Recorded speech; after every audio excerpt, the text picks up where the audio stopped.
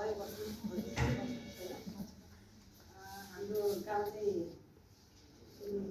बानीचोक भन्ने गाउँमा पर्छ हजुर।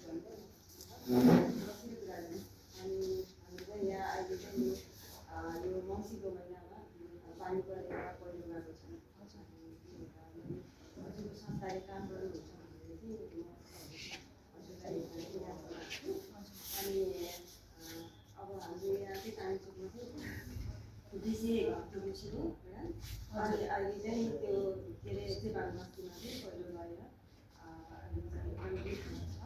त्यही भएर मलाई चाहिँ अब खोज्दै जाने क्रममा चाहिँ हजुरको संस्थाले त्यही भएर मैले यो चाहिँ अब त्यो कुरा हुन्छ कि भनेर चाहिँ त्यहाँ दिदीबहिनीलाई दाजुहरूले त्यहाँ धेरैजना हुनुहुन्छ, बुढापाका विद्यार्थीहरू हुनुहुन्छ, सानो नानीहरू हुनुहुन्छ। त्यहाँ चाहिँ अब पहिरोको कारणले घरमा बिग्रिनु भएको छ र त्यही कारणले अब तपाईँले के सहयोग गर्नुहुन्छ कि त्यहाँ चाहिँ हुन्छ। अब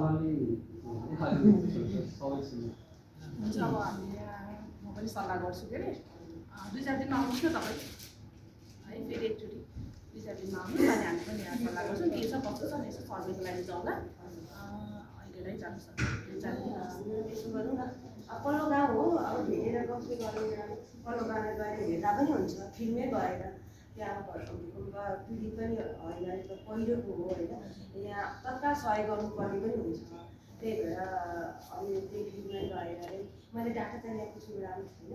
त्यहाँ कतिजना चाहिँ घरबार दिनुभएको छ, कतिजना चाहिँ तत्काल चाहिँ सहयोग गर्नुपर्ने छ। त्यो मैले टिपेर ल्याएको छु होइन। त्यो तपाईँलाई म कति घर जति हामीले सहयोग गर्नुपर्ने हो?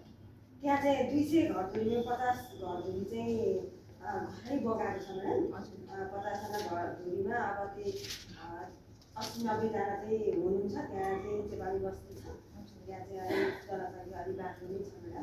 त्यही भएर 50 घरधुरी छ। मान्छेको चाहिँ घरबार दिनु भएको चाहिँ अहिले चाहिँ 50जना हो। मान्छेहरू चाहिँ 60जना छ, बिर्सेर बालबच्चा गरेर त्यसमा स्कुल जान्छ, नराम्रो पनि छ। त्यही भएर अब त्यहाँ तत्काल चाहिने अब टाढको व्यवस्था छ। त्यहाँ अब घर लगिसक्नु पऱ्यो कि त्यही भएर अलिक तत्काल दिनुपर्ने हुन्छ हजुरको कुरा बुझेँ मैले।